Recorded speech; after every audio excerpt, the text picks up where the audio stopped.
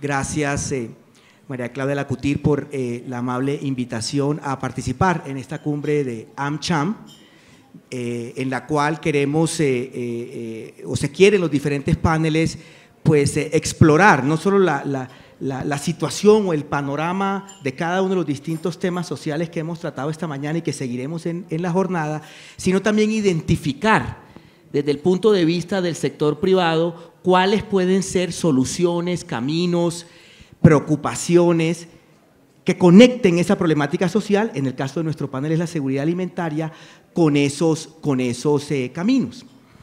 En estos momentos, en este panel en particular, hemos tenido un cambio de orden en nuestra programación.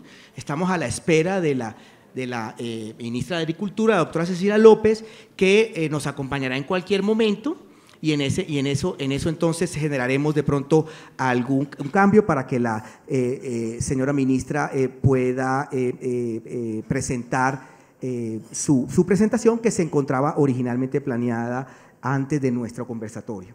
Entonces, de antemano, les pido excusas a nuestros panelistas porque vamos a tener, digamos, potencialmente ese cambio.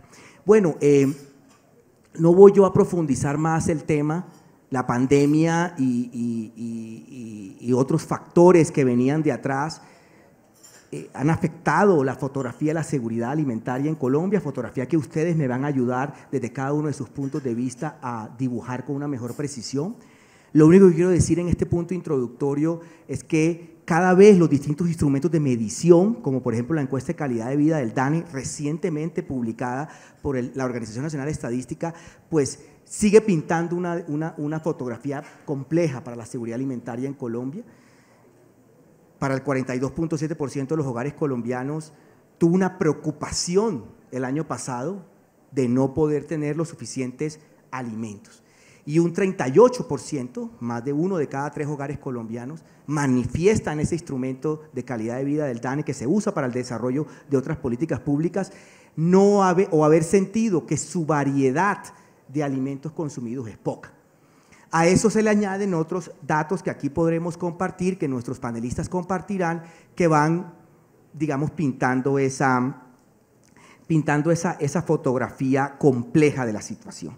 Entonces yo quiero hacer una pregunta para nuestros panelistas, que es de alguna manera la misma. Yo quisiera arrancar pidiéndole que comenten o que nos puedan compartir qué tipos de experiencias, qué soluciones, qué modelos en los diferentes escenarios que ustedes han podido compartir, conocer o inclusive de primera mano en otros países, piensan ustedes que puede aplicarse o que podría dar luz. Y también invitarles un poquito a que desde cada uno de sus distintos puntos de vista nos digan cómo ven esa situación y nos ayuden a construir esta fotografía que, como decía anteriormente, tiene unos indicadores y unos elementos preocupantes. Yo quisiera comenzar con Michela Espinosa, especialista senior en alimentación y lucha contra la malnutrición de la FAO. Michela, que la FAO, una organización del Sistema de Naciones Unidas, experiencia en otros países, ¿cuál es nuestra fotografía? ¿En qué nos parecemos? ¿Y qué experiencias o modelos podrías traer aquí a colación a nuestro público? Francisco, muchas gracias. Bueno, nuevamente muchas gracias por esta invitación. Qué bueno que se generen estos espacios con participación del sector privado, un poco para discutir alrededor de cuáles podrían ser esas soluciones alrededor del tema de seguridad alimentaria y combate al hambre, desde esa articulación entre lo público, lo privado y los diferentes actores de la sociedad. Yo solamente arrancaría diciendo algo que tú mencionabas, y es que esto venía mal desde antes de la pandemia. Y la pandemia lo único que hizo fue exacerbar algunos indicadores y poner de manifiesto más bien soluciones hacia dónde deberíamos modificar o fortalecer nuestros sistemas alimentarios. Y claramente fortalecer nuestros sistemas alimentarios pues se convierte en un escenario fundamental para poder impactar indicadores de pobreza e inseguridad alimentaria. A nivel mundial, cada año, pues hay muchas estadísticas, como usted lo menciona, cada año sale un informe mundial del estado de la seguridad alimentaria, y ese último informe habla de que aproximadamente 830 millones de personas se encuentran en inseguridad alimentaria severa. y que más de 3.000 millones de personas no acceden a una dieta saludable. Y cuando vemos indicadores como los que nos presenta mensualmente el DANE, con unas tasas de IPC del 13% y una contribución del grupo de alimentos y bebidas no alcohólicas del 21-22%, pues la situación no deja de ser preocupante. Entonces, bueno, ¿cuáles serían esas recomendaciones? Recomendaciones hay muchas, muchas entidades como las que estamos acá participando, la FAO, el PMA, FIDA, bueno, que vienen haciendo estudios con la CEPAL y con diferentes actores para saber qué tendríamos que hacer precisamente para poder transformar esos sistemas alimentarios y hacerlos más sostenibles y seguros para tener alimentos en todo momento. Hay como tres impulsores básicos en este tema, que es el cambio tecnológico, el cambio climático y el cambio en el consumo. ¿Y esto qué significa? Que debemos darle un reposicionamiento al tema de la alimentación, la agricultura y en general el mundo rural. Y especialmente, digamos, para unos actores como los que estamos aquí, donde no resulta ser a veces tan atractivo el sector agropecuario, pues sí se vuelve un gran desafío, especialmente para lograr el desarrollo para América Latina y en una región donde se produce más de 800 millones, se produce para más de 800 millones de personas y casi un cuarto de la producción mundial de alimentos, pues se convierte en un reto enorme. Igualmente el tema de la transición ecológica, América Latina pues tiene todos los recursos naturales y todo ese inmensurable patrimonio rural que hace que definitivamente esto se convierta en una enorme potencialidad, lo que fue en su momento el petróleo y la minería en el siglo pasado para la región. Igualmente está toda la producción de alimentos, no solamente de la región. Colombia es un gran abastecedor de alimentos y para poder abastecer los alimentos saludables que la población necesita, pues se necesita inversión. Se necesita claramente hacer un enorme esfuerzo en innovación, en nuevas tecnologías, que definitivamente haga que los pequeños y medianos productores y en general todos los actores que participan en el sistema alimentario vea atractivo invertir en el sector agropecuario. Igualmente, no solamente la producción de alimentos, es también un tema de una economía rural más diversificada, entonces apostarle a temas como el turismo, a nuevos sistemas productivos donde la inversión y la innovación esté también apoyando al pequeño productor que hasta ahora está empezando, creo que también es un reto enorme. Bueno, innovación tecnológica, que ya lo hemos mencionado, hay un tema que es fundamental y es inclusión o asistencia social. La idea es que a los más necesitados y a la población vulnerable es urgente pues tener una asistencia alimentaria, pero esto debe estar acompañada con acciones de desarrollo que les permita gestionar sus medios de vida y lógicamente tener acceso a empleo y a mejores ingresos. Yo lo dejaría ahí por el momento. Muchas gracias. Muchas gracias, Michela. Continuamos pintando como esta situación, ya concentrándonos en los alimentos, su producción, su distribución y demás, muy específicamente con Carlos Escaramela. Él es director y representante en Colombia del Programa Mundial de Alimentos, que toca este tema dentro del Sistema de Naciones Unidas desde otro enfoque. La misma pregunta, modelos, enseñanzas, experiencias que nos puedan ayudar a visualizar cómo podemos reducir inseguridad alimentaria en Colombia, doctor Escaramela. Gracias. Muchísimas gracias, Francisco, y felicidades para organizar este evento. Yo pienso es muy puntual para nosotros. Para mí es un momento de aprendizaje escuchar a los representantes del gobierno, de la industria, del sector privado, conversar sobre el tema de la reducción de las brechas. Es importantísimo y permítame decir que yo veo esto como un momento de grandes oportunidades para el país, para Colombia, un momento en el cual se están abriendo nuevos espacios muy importantes, estratégicos para el sector privado, y entonces es importante interpretar el presente con una visión positiva y identificar puntos de entrada para el futuro, hacia el futuro. El Programa Mundial de Alimentos de Naciones Unidas es la más grande agencia del sistema de Naciones Unidas que se relaciona con temas de crisis humanitarias en el mundo en este momento. En este momento estamos ayudando a 150 millones de personas en cerca de 90 países. En Colombia nosotros apoyamos y llegamos a asistir a 1.6 millones de personas, que es un montón de gente. Y asistimos, no es una asistencia puntual, quiere decir reducida a una transferencia, es una asistencia que normalmente se extiende durante un periodo de 6 meses o más, quiere decir una asistencia que sirve que funciona como un colchón de protección social en situaciones de emergencia y permite reconstituir capital humano, reconstituir medios de vida en poblaciones afectadas por violencia, por desastres, por choques socioeconómicos. Acabamos de finalizar una encuesta en el país que nos dice que 15.5 millones de personas en Colombia se encuentran en una situación de inseguridad alimentaria moderada o severa. Esto representa el 30% de la población colombiana. Y es el resultado, como destaca nuestro estudio, de una combinación de factores estructurales, como pobreza estructural en el país, el desencadenamiento de algunos territorios de la máquina productiva, la violencia que persiste en muchos territorios de Colombia.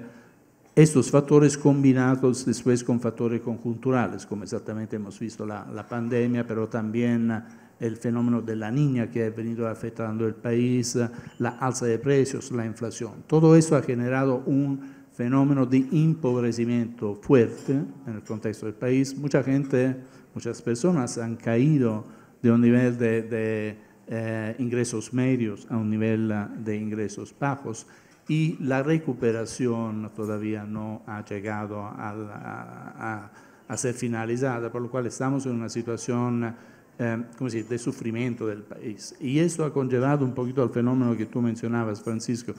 La dieta ha cambiado. Mucha gente ha tenido que introducir mecanismos, estrategias de gestión de un proceso, de una situación de empobrecimiento. Eso ha conllevado comer menos, reducir la calidad de las dietas y naturalmente con efectos que son efectos que después se van a medir también en los próximos años.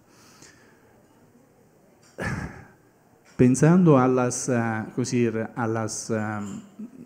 lecciones que podemos traer a la mesa para decir cómo incidir en situaciones de este tipo. Primero, naturalmente, responder a la emergencia. Es fundamental asegurar que toda la gente, toda la población colombiana tenga acceso a los alimentos. Entonces, asegurar que haya un esfuerzo fuerte por parte del Estado, por parte de la cooperación internacional para poder asegurar el salvar vidas en algunos casos. En segundo lugar, es naturalmente importantísimo potenciar el mecanismo de revitalización de la economía, ¿no? Y en eso estamos, y yo pienso exactamente algunas de las visiones que se están compartiendo en términos de nuevos sectores que se abren a la inversión potencial, como por ejemplo el ambiente, para decirme uno, son sectores en los cuales nosotros tenemos que apuntar nuestra atención, porque son sectores que pueden concretarse, pueden producir oportunidades de ingresos y de empleo por poblaciones que están alejadas, que están fuera del circuito económico central del país. Un segundo punto que yo quiero destacar es el tema de la continuidad. Países como Chile, que han conseguido asegurar extraordinarios logros en términos de seguridad alimentaria y nutricional, lo han hecho en el curso de un siglo. Es decir, la inversión en la nutrición, en la seguridad alimentaria ha sido una prioridad a pesar de los cambios de política. Es decir, algunos objetivos no se pueden conseguir en un ciclo corto de 4 años de vida de un gobierno, sino se tiene que extender como objetivo de país.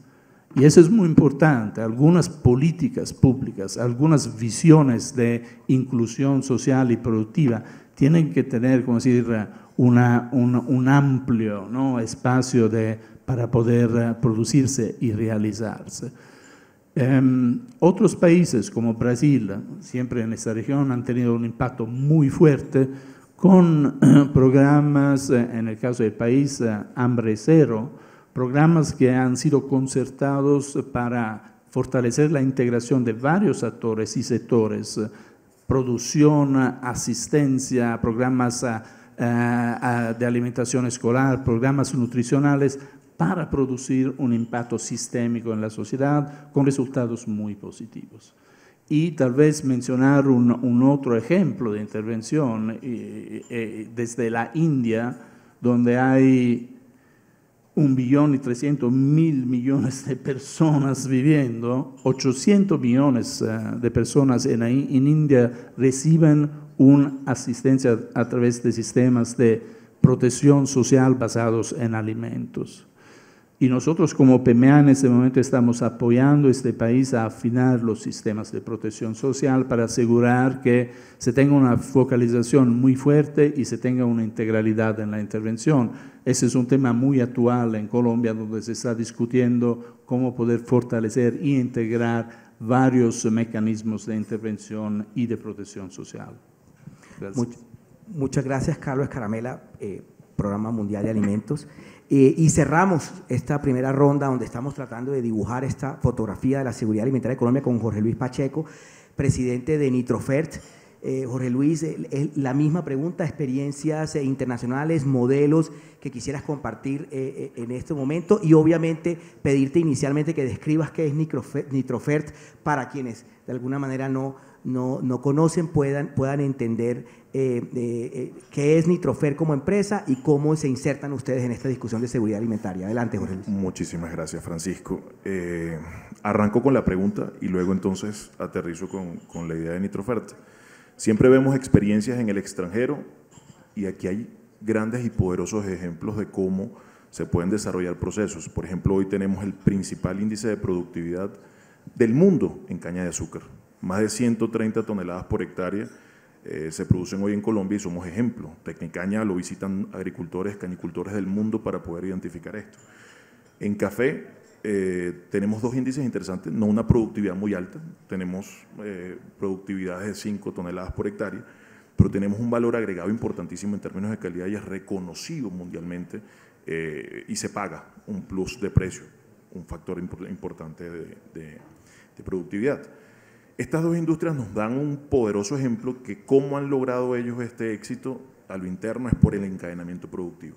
Los agricultores integrados completamente con sus centros de consumo tienen garantías de volumen y garantías estructurales, según precios internacionales de precios, pero que les permite de alguna u otra forma tener asegurabilidad en términos de futuro y de planificación con la utilización y adaptación de tecnología. Y entonces allí con tecnología caemos en un factor importante que sí vale la pena destacar. En los años 70 Países Bajos tenían un reto importantísimo de recuperar su producción y la competitividad de la producción de alimentos, ir a apuntar hacia la soberanía alimentaria y con una transformación radical se convirtió en el segundo exportador más importante solo por debajo de Estados Unidos y el primero de Europa, en un país que prácticamente no tiene territorio, no tiene espacio físico. Lo logró a través de un mecanismo de integración de las academias, el sector público y el empresariado privado.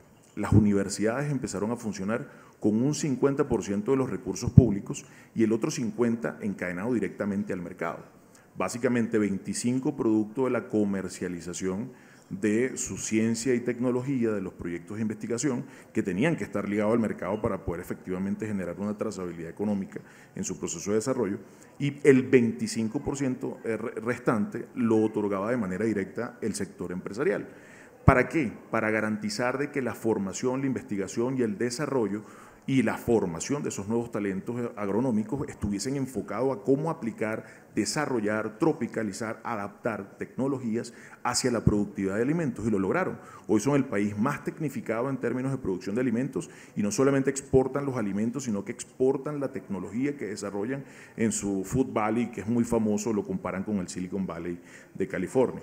Eso es una experiencia clara, concisa, de cómo adaptar esos procesos de transformación en donde el sector empresarial tiene una responsabilidad gigantesca con la academia y deja de pesar tanto la responsabilidad sobre el Estado y permite más la liberación de los agentes económicos para desarrollar y dinamizar el sector. Entonces, entendiendo que en Colombia hay modelos exitosos a través del encadenamiento productivo, de la asegurabilidad de los mercados que tiene la caña de azúcar y que tiene el café, podemos entonces empezar a copiar y adoptar esos mismos modelos nacionales con tropicalización de los desarrollos tecnológicos a nivel mundial y enfocarlos hacia producir alimentos en Colombia y encadenar los alimentos básicos. Tenemos una potencialidad gigante en Colombia en términos de la disponibilidad de recursos que pudiésemos desarrollar. Entonces, creo que adaptando lo que ya tenemos acá, que son experiencias nacionales, con algo de la tropicalización de experiencias internacionales, creo que tenemos un gran potencial para desarrollar el agro colombiano. En términos de Nitrofert, somos una empresa comercializadora de fertilizantes. Tenemos una apuesta importante en Colombia. En el último año y medio hemos desarrollado unas inversiones interesantísimas en términos de infraestructura, con más de 30 millones de dólares en facilities productivos y con una importación importante, un capital de trabajo superior a 250, producto de la crisis en Rusia y Ucrania. Entramos a un momento único, abasteciendo el campo colombiano, sorteando las dificultades de abastecimiento a nivel global y sorteando las dificultades de financiación de las empresas que realizaban esas estructuras de abastecimiento en el país. Y eso permitió que hoy tengamos la segunda posición en términos de share market en Colombia, en el suministro, entrega, asistencia técnica y fortalecimiento de la unidad de fertilización o nutrición vegetal. Muchas gracias, Jorge Luis.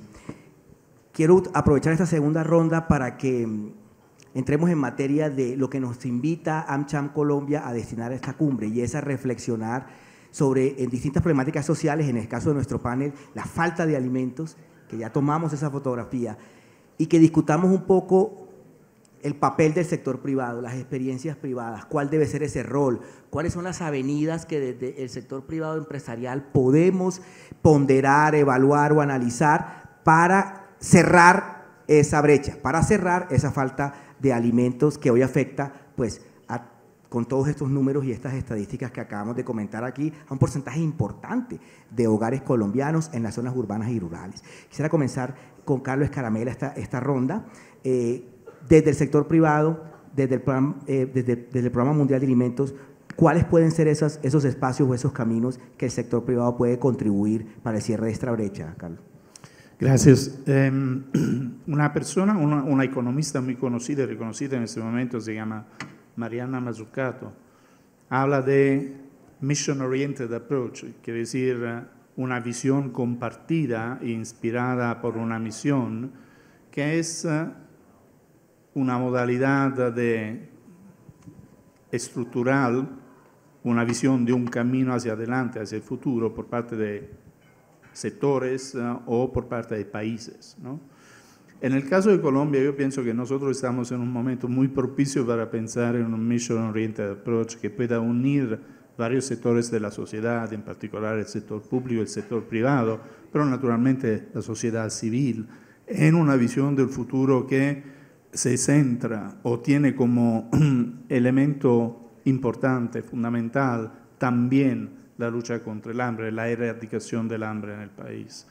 Y hay muchas maneras a través de las cuales el sector privado puede interactuar con la realidad de un país. Y yo pienso el punto principal, el punto de partida es exactamente hacer lo que se está haciendo hoy en este momento, ¿no?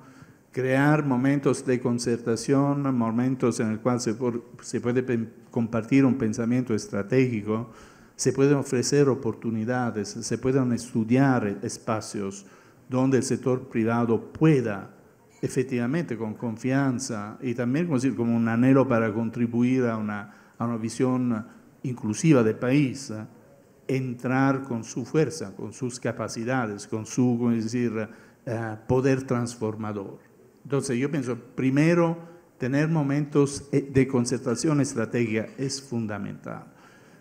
Nosotros como Programa Mundial de Alimentos de Naciones Unidas, como World Food Program, trabajamos mucho con el sector privado, porque nosotros somos una agencia que se basa en la continua innovación de sus medios de intervención.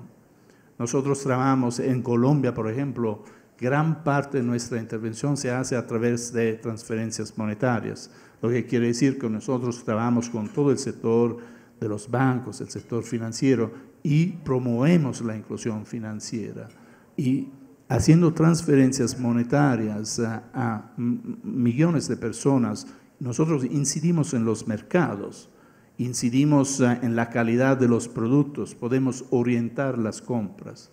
Y, por ejemplo, trabajamos muy de la mano con actores como DSM, que son grandes como conglomerados que se ocupan de temas nutricionales, y con ellos desarrollamos productos que en el mundo se utilizan para poder fortalecer el impacto nutricional de nuestras transferencias. Yo pienso que hoy hemos escuchado mucho esta mañana, ¿no? Toda una serie de oportunidades que se han mencionado donde se pueden crear encadenamientos entre sector privado y sector público. Nuevamente trayendo un poquito a la mesa la experiencia del Programa Mundial de Alimentos de Naciones Unidas. En Colombia nosotros hemos creado un hub regional de innovación que se ocupa de seguridad alimentaria y nutricional y que fundamentalmente mira a identificar startups que tienen un potencial de crecimiento fuerte y hasta este momento, como después de 1 año y medio de gestión de este hub, hemos ya identificado 20 startups que estamos apoyando en Colombia, en la región. Y de nuestro punto de vista podría ser súper interesante crear un encadenamiento entre lo que nosotros estamos haciendo y actores del sector privado, crear una continuidad que permita a los territorios de ser parte de procesos comerciales y productivos de alto nivel. Y de hecho, algunos de los productos que tenemos son productos que ya se están presentando en los mercados de los Estados Unidos. Eso para decir que hay muchísimo espacio para poder incidir e intervenir, y lo que tiene que, como decir, convocarnos todos es la capacidad de pensar más allá de lo que ha sido un poquito la cristalización del sistema productivo en este país. Es un momento en el cual nosotros tenemos que entender que la inclusión es la llave para la paz, y no es por acaso que Colombia y el Programa Mundial de Alimentos de las Naciones Unidas compartan una cosa. Los dos han sido otorgados el Nobel de la Paz, porque la paz se relaciona muy fuertemente con temas de seguridad alimentaria y nutricional. Los territorios donde no hay seguridad alimentaria y nutricional, los contextos de inseguridad son contextos donde evidentemente hay violencia y ausencia del Estado. Nosotros tenemos que revertir este concepto, tenemos que trabajar para que se promueva en este país en el tiempo un proceso de inclusión de los territorios que permita de traer exactamente a la legalidad toda una serie de potenciales que existen en el país. ¿Tengo un minuto más? Una de las áreas, y que yo pienso es súper interesante, que Colombia ofrece como oportunidad, son exactamente los territorios, con sus diversidad. Nosotros trabajamos mucho en el terreno y tenemos, hace 2 días estaba en el Cauca visitando poblaciones indígenas que están rescatando sus productos. Hay una grande variedad de alimentos ancestrales en Colombia. Hay muchas quinoas que pueden ser rescatadas, pueden ser valoradas, creando nuevas cadenas de valor. Cadenas de valor que no se enfocan únicamente, no tienen que enfocarse únicamente en los productos, sino en las comunidades, en las personas, porque es solamente con un proceso de este tipo que nosotros creamos un ámbito más inclusivo y modelos más exitosos de desarrollo. Gracias. Muchas gracias. Jorge Luis, una empresa como Nitrofer, una empresa de fertilizantes, ¿qué papel puede jugar en cerrar esta brecha de falta de alimentos en un país como Colombia? ¿Cuáles han sido sus experiencias y qué nos puedes compartir en ese sentido? Aquí voy a entrar en varias puntualizaciones importantes, ¿no? Nitrofert ve Colombia, y además todos los distribuidores de fertilizantes, los que estamos haciendo desarrollos e inversiones en Colombia en torno a la producción y comercialización de fertilizantes, vemos la gran oportunidad que tiene el país. Colombia no solamente en términos de oportunidades tiene 6 millones de hectáreas en utilización para la agricultura, sino que tiene el potencial de las famosas 45 y el acceso a los 2 mares que logísticamente nos ponen una dificultad, en una potencialidad logística importante. Tiene la tercera reserva hídrica del planeta, etcétera, etcétera. Pero el foco real es que la subfertilización de los cultivos, de las 6 que se están utilizando ahora, que utiliza 2 millones de hectáreas para un índice de fertilidad de 0.3 toneladas de fertilizante por hectárea, en donde países sociológicamente similares a Colombia y con índices de desarrollo de vida similares a lo de Colombia pueden estar utilizando 1 tonelada por hectárea, indica que hay una gran brecha no solamente de crecimiento del negocio de los fertilizantes, sino de crecimiento en términos de productividad. Por eso te hablaba de los 2 ejemplos claros en el principio en términos de caña de azúcar y café, porque allí está la clave para poder desarrollar una seguridad alimentaria enfocada. Creemos, y ya nos están haciendo señas, creemos con firmeza que enfocar todo el desarrollo hacia formalizar al agricultor, formarlo en términos de transferencia de conocimiento, allí estamos haciendo una apuesta importantísima, desarrollando un mecanismo que a través de un mecanismo de digitalización y de acompañamiento en charlas técnicas a nivel nacional y en 2 focos importantísimos en nuestros centros de productividad para poder llevar a los agricultores y transferirles el conocimiento y enseñarles cómo efectivamente son más rentables y productivos, no solamente con la nutrición, sino con la genética correcta y certificada, con la utilización de planes de protección de cultivo que permitan evidentemente mantener unos índices de productividad elevados y con otros factores que no pertenecen al tema agronómico, como el acceso a financiación y como el acceso a los canales comerciales de desarrollo. Entonces creería yo que con toda la potencialidad el sector privado debería hoy discutir menos, hablar menos y invertir más. Colombia tiene todo el potencial para desarrollarlos, pero copiando ¿qué modelos? Lo que te dije al principio, modelos de encadenamiento claro, en donde el agricultor tenga una asegurabilidad de colocación de su cultivo y que esto evidentemente le permita la asegurabilidad en términos de su rentabilidad en el negocio y además de proyectarse de cara al futuro, porque es la única forma de poder adoptar tecnología en el largo plazo y evidentemente poder desarrollar mayor índice de productividad y garantizar la soberanía alimentaria. Muchas gracias, Jorge Luis Pacheco. En estos momentos llega la doctora Cira López, ministra de Agricultura, bienvenida.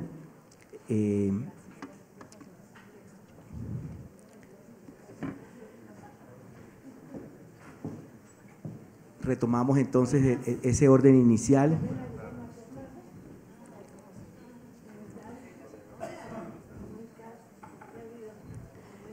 Bienvenida, ministra. ¿Cómo estás? Estábamos acá. Sí. Generamos unas 2 rondas, ministra, de conversación sobre, primero la fotografía de seguridad alimentaria en Colombia, diferentes indicadores que nos muestran la preocupación de la situación y al mismo tiempo identificamos pues ciertos retos desde FAO, desde el Programa Mundial de Alimentos y también desde la visión del sector privado sobre qué dificultades estamos teniendo en tecnología, en enlaces entre el sector público y privado, la conexión con transferencias monetarias, sistema financiero, con inversión tecnológica en el campo, los territorios, la paz. Y estábamos conversando un poquito de qué experiencias podíamos encontrar desde el sector privado para el cierre de esta brecha de falta de alimentos, que es la temática con la que los organizadores nos han invitado a conversar. Y bueno, en el ámbito pues, de la intervención que estábamos, digamos, a la espera de que usted nos acompañara, ministra. Entonces le doy la palabra, no sé si quiere ir al atril o quedarse acá. No. Aquí Perfecto. Conversadito. Bueno, muy buenas tardes a todas y a todos. Muchas gracias, María Claudia, por la invitación y la oportunidad. A ver, yo creo que una de las vergüenzas que yo creo que tiene Colombia, un país de ingreso medio alto, es este índice de inseguridad alimentaria. Yo creo que realmente es vergonzoso. Y eso que no tenemos las últimas cifras que cuando lleguen van a ser aterradoras. Y esto ata con un debate que tuve esta mañana en una reunión convocado al ANDI sobre mis críticas a la política social. Yo creo que en los últimos 30 años hemos tenido una política social que ha fracasado. Una política social que generó trampas de pobreza. ¿Por qué? Porque la gente se acostumbró a las transferencias condicionadas. No graduamos a la gente. Llevamos 30 años con la misma población recibiendo, como digo yo, Mujeres en acción, jóvenes en acción, viejitos en acción, todo en acción. Y eso para mí ha sido una de las explicaciones que tenemos para que en medio de un país que ha crecido y que ha manejado su política económica bien a través del tiempo, tengamos semejantes indicadores sociales, entre ellos el de inseguridad, atado a la brecha rural-urbana en pobreza, atado a los niveles de pobreza. Porque esa política social generó un sector que fueron los vulnerables, o sea, toda esta política social asistencial que generó, repito, trampas de pobreza, ¿qué hizo? No pasó a los pobres, que bajó la pobreza, es cierto, pero no los pasó a clase media, sino los pasó a vulnerables. Y hoy esos vulnerables probablemente también están sufriendo inseguridad alimentaria porque están apenas por encima de la línea de pobreza y con una posibilidad muy alta de volver a caer en la pobreza, lo vimos en la pandemia. Entonces estamos hablando de una cifra que ojalá la podamos mejorar, pero son 30 y pico % de pobreza más 30 y pico % de vulnerables, son casi 70% de la población, o por debajo de la línea de pobreza o apenas por encima. Y esos vulnerables quedaron por fuera de la política asistencial, que fueron las que tuvieron que plantear en la pandemia, ¿se acuerdan? Que era para los vulnerables y ya la suspendieron, pues es inviable financieramente, pero también quedan por fuera de la parte productiva. De la inclusión productiva. Entonces yo sí creo que si queremos hablar de dramas sociales, entre los cuales, como les digo, yo considero que es impresentable que tengamos estos niveles de inseguridad alimentaria, lo primero que yo diría, y se lo decía hoy y me sorprendió la subdirectora de EPS, me pareció una mujer muy capaz y captó el mensaje, hay que replantear la política social. La política social no puede generar trampas de pobreza. Claro que se necesitan transferencias, pero hay que graduar a la gente. Y la inserción tiene que ser más productiva. Y ahí, ¿qué quiere decir que no haya trampas de pobreza y cuál es el papel del sector privado ahí? Y lo digo rápidamente para mencionar algunas cosas sobre lo de inseguridad alimentaria.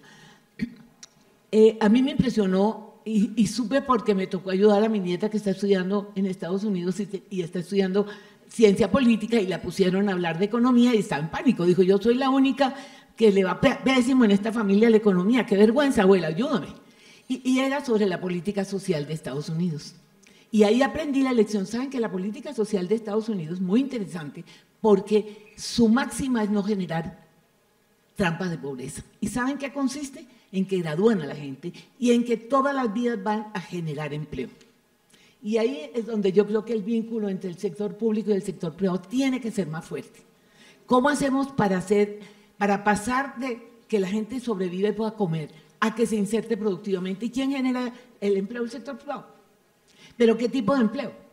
Ese es el punto. Entonces me parece que ese sería como un planteamiento general, que yo creo que el gobierno tiene que replantear la política social, y yo sé que políticamente es muy costoso, porque no hay nada que haya funcionado mejor políticamente que las transferencias condicionadas, pero eso no resuelve el problema, al contrario, nos tiene hoy en toda América Latina con esta nueva categoría que se llama los vulnerables. Entonces, creo que ahí el issue es una política social que no caiga en trampas de pobreza, y yo lo estoy tratando de aplicar en la reforma agraria y en la política del sector rural, el más pobre de los sectores, para que no hagamos eso, para que no, por ejemplo, no regalemos la tierra.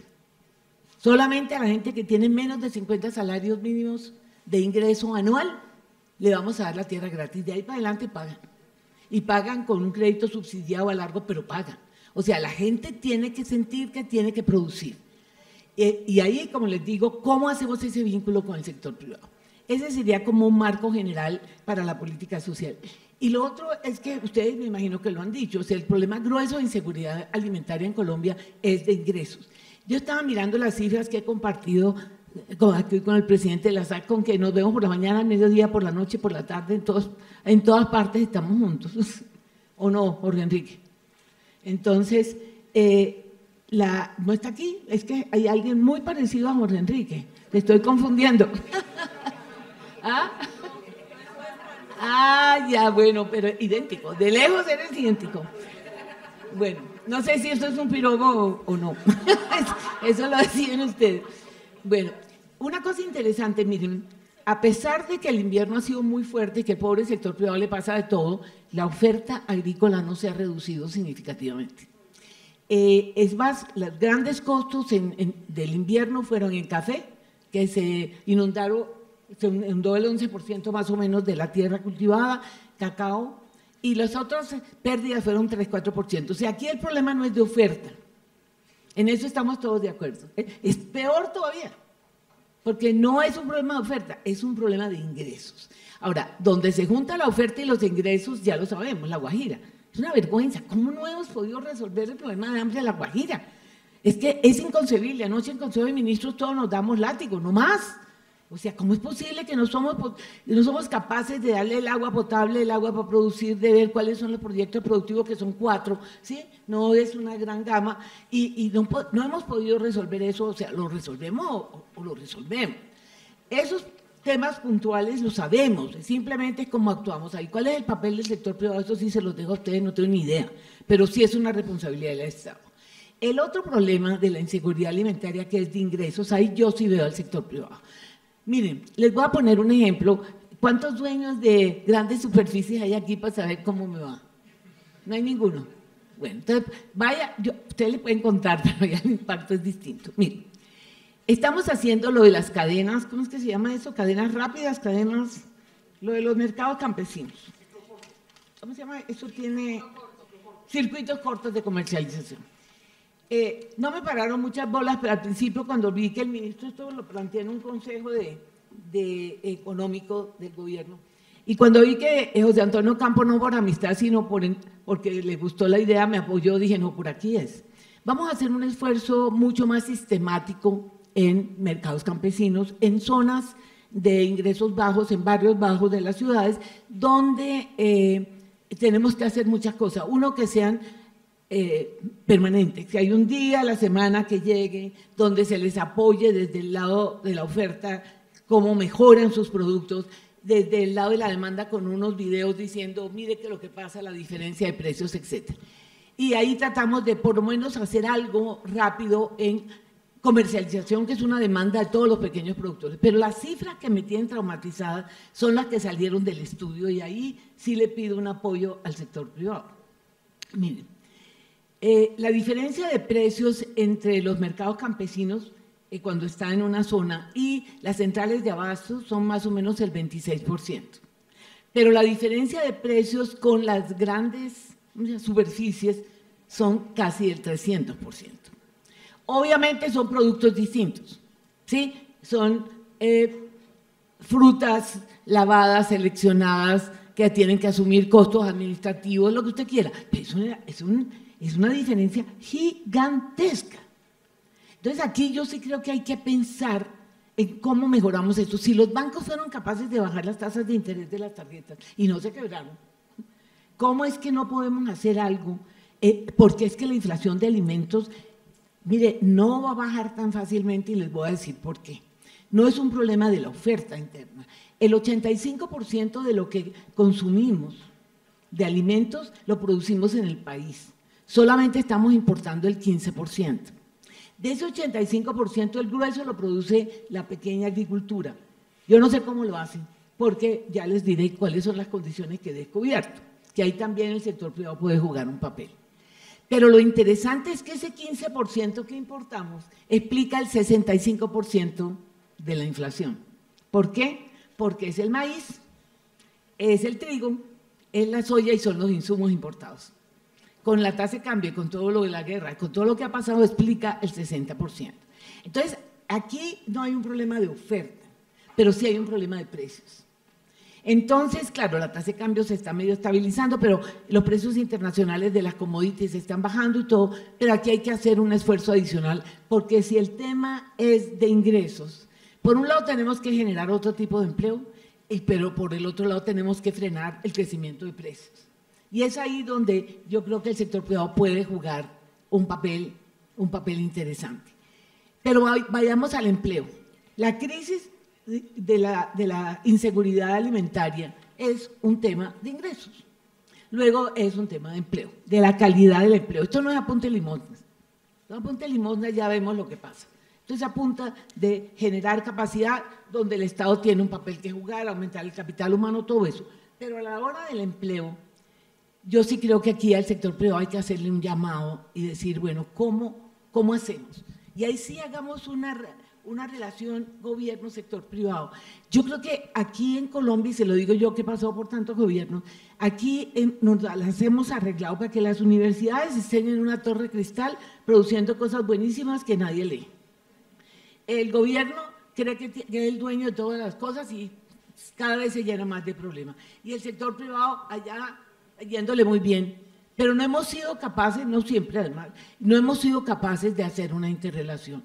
Yo creo que en términos de empleo, y yo no me atrevo a hablar todavía de la reforma laboral, que sé que es un tema terriblemente sensible y no me voy a suicidar aquí hablando de eso, tengo la disculpa de que no la he estudiado suficientemente, créanme, para eso no puedo hablar de eso, pero yo sí creo que aquí tenemos que pensar en el tipo de empleo.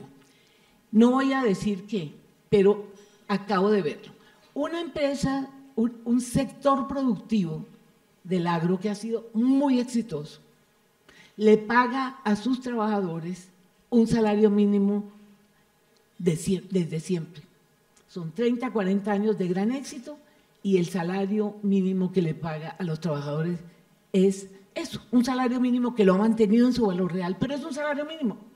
Yo me hacía la pregunta, bueno, el salario se supone que refleja en algo la productividad, ¿verdad? Entonces resulta que un sector que ha sido muy exitoso, obviamente que ha tenido una alta productividad, esa productividad no la han tenido sus trabajadores. Es la única explicación para que sigan ganándose un salario mínimo. Entonces yo sí, ¿por qué no pensamos en que hay que hacer algo ahí? Yo sí creo que el Estado tiene la obligación de que el sector productivo lo sea. A pesar de que el énfasis en este momento es vincular a todos esos sectores, sobre todo en el agro, que no han tenido chance, eso no tendría ninguna viabilidad si el sector moderno del agro, por ejemplo, y en general del país no progresa. Aquí la gracia es cómo los vinculamos. Entonces aquí entramos a las cadenas productivas. ¿Cómo hacemos? Y eso me está costando sangre. ¿Cómo hacemos para que los grandes productores del país vinculen a los pequeños? Y ahí entra el Estado, porque hay que hacer esfuerzos para que entre el pequeño. Hay que asociarlos, hay que dar estímulos, etcétera, pero necesitamos cadenas productivas que vinculen a los grandes con los pequeños, porque no puede ser que la reforma agraria y el esfuerzo de vincular a los pobres campesinos, a los indígenas y a los afros terminen en un apartheid, que sean los ricos por allá y los pobres por acá. Eso no es progreso en el país. Tenemos que unirlos. Pero en esa unión tiene que haber una serie de compromisos y el gobierno tiene que estar listo para cambiar las relaciones con el sector privado. Yo me atrevo a decir eso y me gustaría oír opinión de ustedes, porque eso no puede ser simplemente que el Estado le exija al sector privado A o B. El sector privado ya tiene obligación, tiene que cumplir la ley, ¿sí? Tanto en lo laboral como en impuestos, en lo demás, se enfrenta a todos los riesgos de competitividad. Pero si queremos que nos ayuden esta inclusión social, que mejore los ingresos de la población, ¿necesita algo más? Hablemoslo, discutámoslo. Lo dejaría ahí para que me critiquen.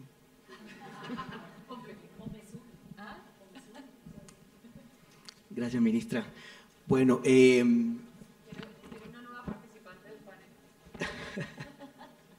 no, tenemos una ministra con su venia vamos a cerrar una intervención que teníamos, digamos, en los panelistas que teníamos pendiente y después cerraríamos entonces el panel porque no tenemos considerado, a menos que la organización de aquí directamente lo haga, como este ha sido un panel un poco diferente, entonces podamos tener esa conversación, esas preguntas del público que la ministra acaba de pedir, María Claudia. Entonces, de pronto, si alguien quisiera de alguna manera reaccionar al llamado de la ministra, entonces, con la venia de todos ustedes, denme 5 minutos. Michela, termina tú la intervención que teníamos pendiente, y entonces abriríamos un poco, María Clara, tal vez a 1 o 2 preguntas, si alguien quiere hacerlas a la ministra, un poco en el llamado que hace de poder interactuar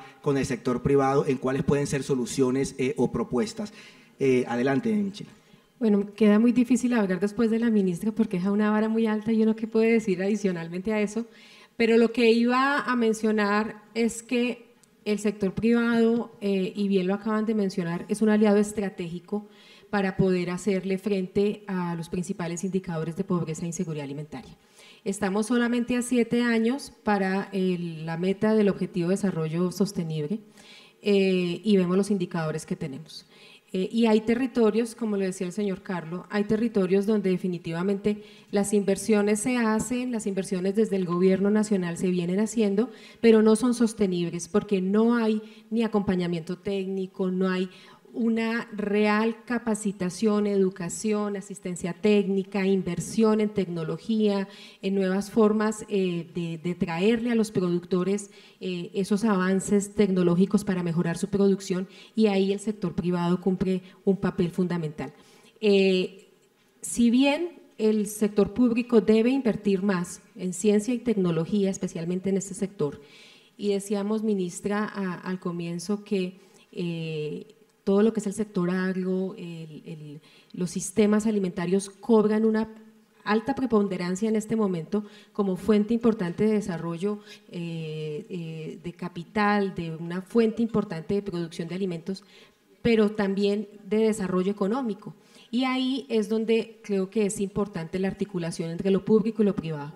El desarrollo de nuevas tecnologías, de acompañamiento. Yo lo miraría, y ayer inclusive lo discutíamos frente al tema de Guajira, porque las intervenciones en Guajira también son tan, y siempre lo evalúan así, tan ineficientes.